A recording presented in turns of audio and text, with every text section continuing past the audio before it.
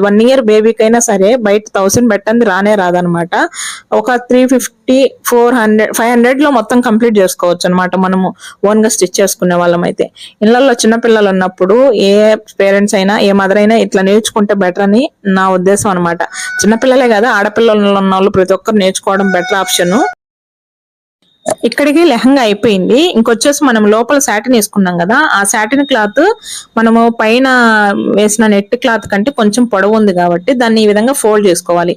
ఇలా ఫోల్డ్ చేసుకోవటం వల్ల ఏంటంటే లాభము, అది అది ఒక పట్టీ లాగా ఉంటది కాబట్టి మనకి మామూలుగా లేసినట్టుగా ఉండదు, ఫాల్ అయినట్టుగా ఉంటది, కిందకి ఫాల్ అయినట్టుగా ఉంటది. అప్పుడు లుక్ బాగా వస్తుంది అనమాట.